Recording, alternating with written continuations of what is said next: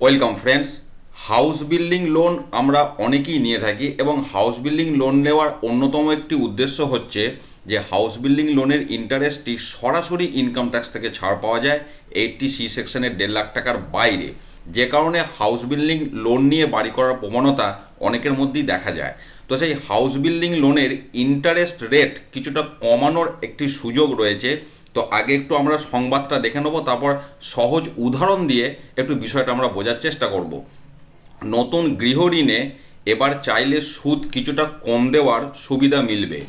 শুক্রবার reserve bank বলেছে 2022 সালের 31শে মার্চ পর্যন্ত নতুন গৃহঋণের সুদের হার ঠিক হবে বাড়ির যে সম্পত্তি কেনা হচ্ছে দামের নিরিখে ক্রেতা কত টাকা ধার করছেন তার ভিত্তিতে। অর্থাৎ যে বাড়ি তিনি কিনবেন তার দামের 80% গৃহঋণ নিলে বাকিটা ডাউন পেমেন্ট করতে হবে।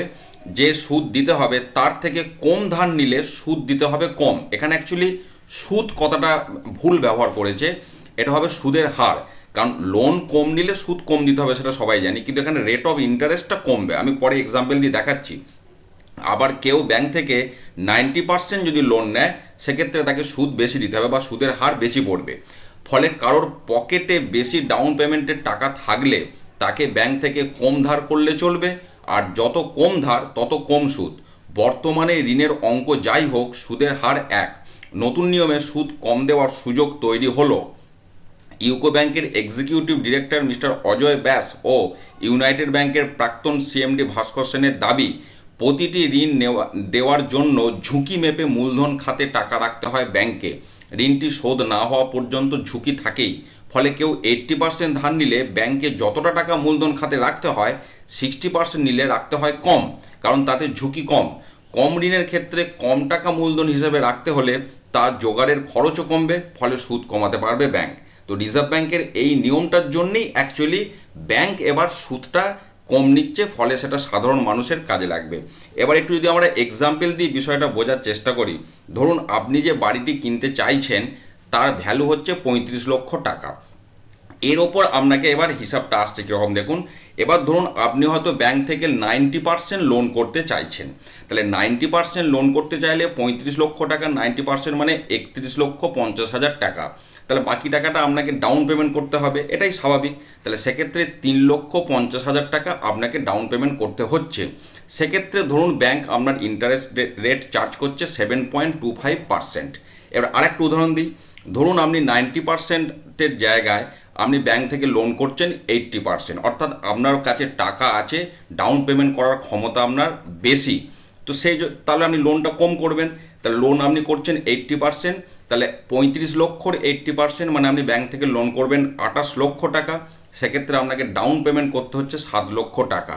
তাহলে এবারে দেখুন, বাড়িটার ভ্যালু হচ্ছে 35 লক্ষ, আপনি 31,50,000 টাকা লোন করছেন, আর দ্বিতীয় ক্ষেত্রে আপনি লোন করছেন 28 লক্ষ। তাহলে দ্বিতীয় ক্ষেত্রে লোনের পরিমাণটা বেশি এই বাড়ির দামের রেসপেক্টে। তো সেক্ষেত্রে তাহলে ইন্টারেস্ট রেটটাও আপনার কিন্তু আগের তুলনায় কম পড়বে। সেক্ষেত্রে আপনাকে হয়তো ইন্টারেস্ট তখন রেট দিতে হবে 7%। কিন্তু বর্তমানে বাড়ির ভ্যালুয়েশনের ওপর লোনের অ্যামাউন্ট আপনি যাই নেন না কেন, ব্যাংকের যেটা হাউস বিল্ডিং লোনের রেট অফ ইন্টারেস্ট, আপনাকে রেট অফ ইন্টারেস্ট সেই একই চার্জ করা হয়। সেটা লোনের অ্যামাউন্টের ওপর কিন্তু নির্ভরশীল হয় না বা ডিপেন্ড করে না।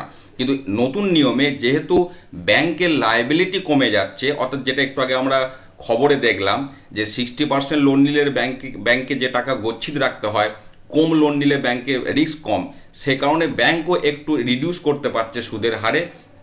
যারা কম লোন নেবে বাড়ি ভাড়ার দামে, বাড়ি যে পারচেজ করছে তার দামের রেসপেক্টে, সেক্ষেত্রে ব্যাংকও তাকে রেট অফ ইন্টারেস্টটা কিন্তু কম নিচ্ছে। তো এটা একটা প্রভিশন থাকছে সাধারণ মানুষের কাছে। যদি তার কাছে ক্যাশ টাকা থাকে সেক্ষেত্রে ব্যাংকের লোন যদি সে কম নেয় তাহলে তাকে রেট অফ ইন্টারেস্টটাও কিন্তু কম দিতে হবে। এই একটা প্রভিশন শুরু হয়েছে এবং এই নিয়মটি আপাতত 31শে মার্চ 2022 পর্যন্ত কার্যকর থাকবে। অর্থাৎ এখন যদি কেউ হাউস বিল্ডিং লোন নেয় সেক্ষেত্রে রেট অফ ইন্টারেস্ট প্রত্যেকের ক্ষেত্রে কিন্তু একই ধার্য হবে না। রেট অফ ইন্টারেস্টটা এইভাবে একটা ফর্মুলার ওপর দাঁড়িয়ে কিন্তু ধার্য হবে। তো এটি আমি প্রথমেই যেটা শুরু করেছিলাম যে হাউস বিল্ডিং লোন অনেককেই আমাদের নিতে হয়, তো যে কারণে এই খবরটি আমাদের সকলের জানার প্রয়োজন। একটু ভিডিওটি শেয়ার করে খবরটি সকলকে জানতে সাহায্য করুন। ভালো থাকুন আপনারা, সুস্থ থাকুন। ধন্যবাদ।